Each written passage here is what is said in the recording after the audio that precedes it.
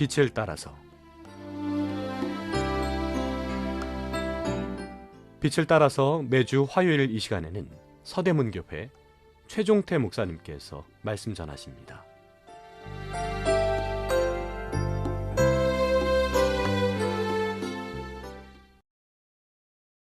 청자 여러분 안녕하십니까? 이번 시간은 신명기 10장 말씀을 통해 내 하나님 여호와를 경외하라는 주제로 계속해서 은혜를 나누겠습니다. 지난 시간에는 여호와 하나님을 경외하는 사람들의 특징 두 가지를 말씀드렸습니다.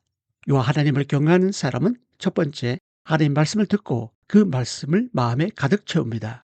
두 번째, 하나님 말씀을 가감하지 않고 그대로 행합니다. 오늘은 나머지 세 가지 특징을 말씀드리겠습니다. 하나님을 경외하는 사람의 특징 세 번째는, 하나님을 경외하는 사람은 죄와 우상을 멀리하고 악에서 떠납니다. 죄와 우상과 악에 대한 우리의 태도는 우리가 하나님을 경외하는 사람인지 아닌지를 말해줍니다. 죄의 여러 가지 모양 앞에서 내가 어떻게 반응하는가를 보면 알 수 있습니다. 죄는 분명 하나님께 가까이 가지 못하도록 방해할 뿐 아니라 하나님과의 관계를 깨뜨려서 하나님을 경외하지 못하도록 합니다. 하나님을 경외하는 사람은 하나님 말씀을 마음에 두고 죄악에서 떠나 구별된 삶을 삽니다. 또한 하나님께서 죄를 미워하시기 때문에 자신도 역시 죄를 질투하고 미워합니다. 잠언 8장 13절은 이렇게 말씀합니다. 하나님을 경외하는 것은 악을 미워하는 것이라. 레위기 2장 5절, 시편 33편 8, 9절을 보면 하나님을 경외하는 마음에는 두 가지 의미가 있습니다. 하나는 죄를 미워하시는 하나님의 태도를 우리도 동일하게 가지는 것이고, 다른 하나는 하나님의 거룩하심과 권능, 하나님의 충만함을 깊이 깨닫고 그분에 대한 경외심을 갖는 것입니다. 어떤 부부가 있었는데 50대가 될 때까지 너무나 서로 사랑하며 행복하게 살았습니다.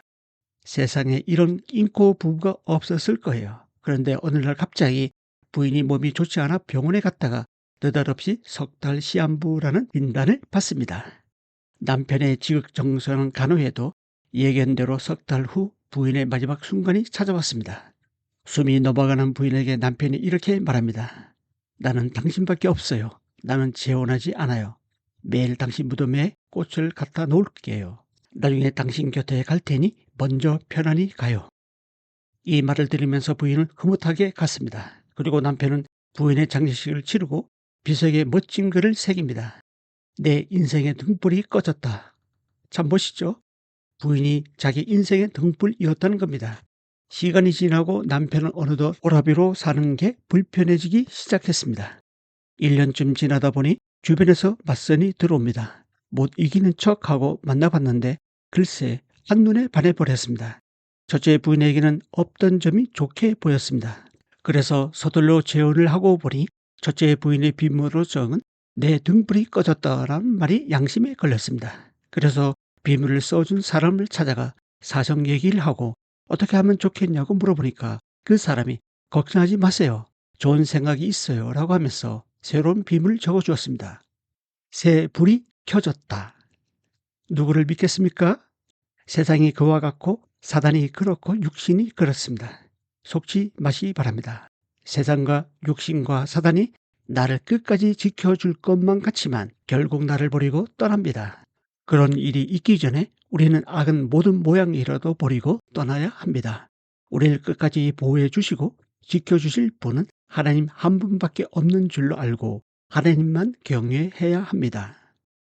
하나님을 경외하는 사람의 특징 네 번째는 하나님을 늘 의식한다는 것입니다. 하나님을 경외하는 마음이 있으면 오직 하나님의 반응만을 의식하며 삽니다. 사람과 환경보다는 하나님과 그분의 이름을 더 두려워합니다. 어디를 가든지 누구를 만나든지 하나님을 의식하면서 어떻게 해야 할지를 결정합니다. 하나님을 경외하는 사람은 사람들이 어떻게 생각하는지 알고 있을지라도 주님께 묻습니다. 주님의 생각은 어떻습니까? 그리고 나서 그 결과를 따지지 않고 하나님께서 주신 말씀을 따라 행동합니다. 주루기 1장 17절 21절에 보면 그러나 산파들이 하나님을 두려워하여 애국 왕의 명을 어기고 남자를 살린지라. 산파는 하나님을 경외하였으므로 하나님이 그들의 집을 흥왕하게 하신지라 라고 나옵니다.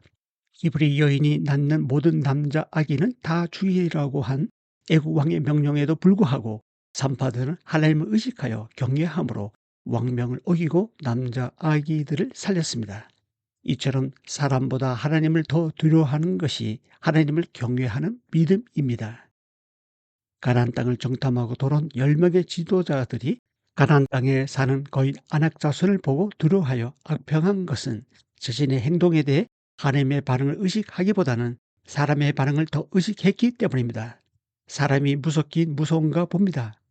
하지만 사람의 반응을 의식하고 두려워하면 올무에 걸리고 넘어집니다. 잠언 29장 25절은 사람을 두려워하면 올무에 걸리게 되거니와 여호와를 의지하는 자는 안전하리라 라고 말씀합니다.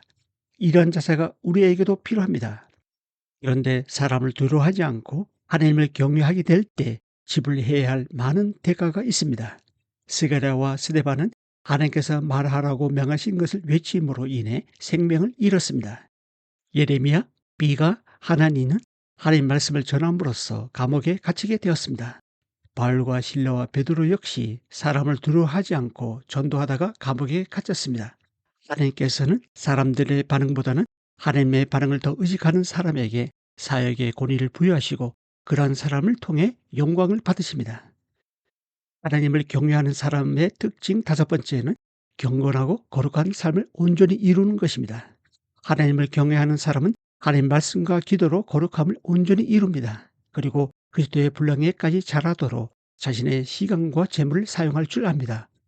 고린도후서 7장 1절입니다. 그런즉 사랑하는 자들아, 이 약속을 가진 우리는 하나님을 두려워하는 가운데서 거룩함을 온전히 이루어 육과 영의 온갖 더러운 것에서 자신을 깨끗하게 하자. 이 말씀에서도 알 수 있듯이 하나님 앞에서 거룩해지는 것은 하나님을 경외하는 삶의 결과입니다.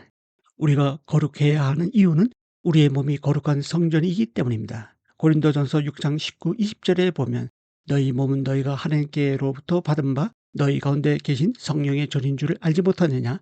너희는 너희 자신의 것이 아니라 값으로 산 것이 되었으니 그런즉 너희 몸으로 하나님께 영광을 돌리라 라고 나옵니다.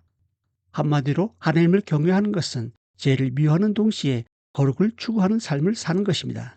모든 죄의 출발은 생각이므로 생각이 거룩한 만큼 거룩한 삶을 살 수 있습니다. 예수님은 항상 거룩한 생각과 거룩한 말, 거룩한 행동을 좋아하셨습니다. 따라서 우리도 예수님처럼 거룩한 생각을 품어야 합니다. 예수님은 하나님을 경외하는 삶의 표준이 되십니다. 예수님의 기준이 곧 우리의 기준이 되어야 합니다. 사단은 언제든지 와서 온갖 죄의 형태로 우리의 연약하고 취약한 점을 골라서 공격하고 유혹합니다. 하지만 예수님과 같이 사단에게 이렇게 선포해야 합니다. 어림도 없다. 난 내가 주는 악한 생각을 싫어한다. 난 주님께서 싫어하는 것은 하지 않는다.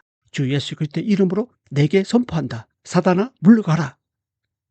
이 방송을 듣고 계신 애청자 여러분, 여호와를 경외하는 것이 지혜와 지식의 근본이요 생명의 샘이며 보배이며 다른 사람과의 관계에서도 온전해지는 길입니다.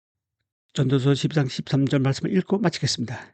일의 결국을 다 들었으니 하나님을 경외하고 그의 명령들을 지킬지어다. 이것이 모든 사람의 본분이니라. 아멘. 감사합니다. 빛을 따라서 지금까지 서대문교회 최종태 목사님께서 말씀 전하셨습니다.